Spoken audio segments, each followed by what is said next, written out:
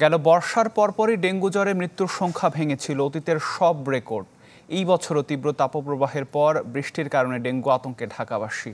যদিও দুই সিটি কর্পোরেশনেরই দাবি এডিস নির্মূলে বছরের শুরু থেকেই নানা কার্যক্রম চালিয়ে যাচ্ছেন তারা। সুকান্ত সরকারের ক্যামেরায় জিনিয়া কবির সূচনা রিপোর্ট। 100% কপার কন্ডেন্সারে তৈরি ভিশন ফ্রিজ, তাই গুণে মানে অটুট থাকে বছরের পর বছর। দেখে মনে হবে কেউ সযত্নে পেলে পুষে বড় করছে এক একটি মশা। উপযুক্ত পরিবেশ পেয়ে বাড়ছে মশার বংশ বিস্তারও। এখন আর দিন মাস হিসেব করে নয়, জাদু শহর ঢাকায় বছর জুড়ে আতঙ্ক ছড়াচ্ছে ডেঙ্গু। অথচ প্রতিরোধে সরকারের বিভিন্ন মহলের তোড়জোড় চলে সব সময়। বাস্তবে এর কার্যকারিতা কতটুকু?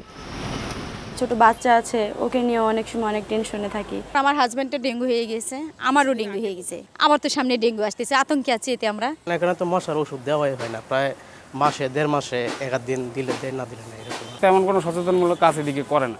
যা করার আমাদের নিজেদেরই করতে হয়। আমরা চেষ্টা করছি আমাদের বিটিআই এবং টারবাইন মেশিনগুলো এই আগস্টের আগেই নিয়ে আসার জন্য। এটা আমাদের ক্ষেত্রে আমাদের ইফোর্টটা অনেক কমিয়ে দিবে এবং এই ডেঙ্গু নিধনটাও আরও সাকসেসফুল করবে। ডেঙ্গুর প্রস্তুতি শুরু করেছি একদম বছরের প্রথম দিন থেকে, 1 জানুয়ারি থেকে। আমরা কিন্তু মৌসুমের জন্য অপেক্ষা করে বসে নেই। আমাদের এই কীটনাশক শতভাগ কার্যকরী, সুতরাং নতুন কোনো কীটনাশক নিয়ে আপাতত আমরা ভাবছি না। এলাকার জনগণকে দায়িত্বে আমরা সচেতন করছি, আমরা হ্যান্ডবিল বিলি করছি, আমরা বিভিন্ন জায়গায় আমরা মাইকিংও করি, বিভিন্নভাবে আমরা জনসাধারণকে সচেতন করতেছি। এত কিছুর পরও কেন কমছে না মশা? এই কীটতত্ত্ববিদের সংশয় ওষুধের মান নিয়ে।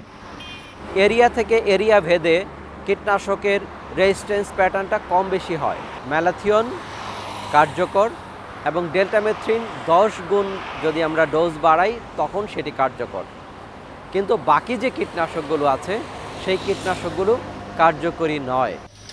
তাহলে ডেঙ্গুর প্রতিরোধে কি করছেন নগরপিতা? এমন প্রশ্নের উত্তরে বেশ কিছু ব্যাখ্যা দিলেন তিনি। ডিরেক্ট আমরা ইম্পোর্ট করছি বিটিআর থেকে।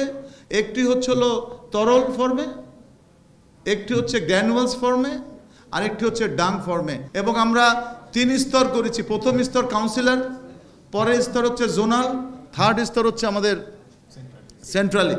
আমাদের নতুন চিফ হেলথ অফিসার জয়েন করেছে। আমরা ডাক্তারগুলোকে আমরা নিয়েছি, আমাদের ডেপুটিরা আছে। আমরা কিন্তু কাজ চালিয়ে যাব। গেল বছর বিশ্বের 130 দেশে ছড়ায় ডেঙ্গু, যার মধ্যে বাংলাদেশ সহ 7 দেশে বিশেষ সতর্কতা জারি করা হয়। এবার কি হবে সেই শঙ্কায় সাধারণ মানুষ। জিনিয়া কবির সূচনা, চ্যানেল 24, ঢাকা।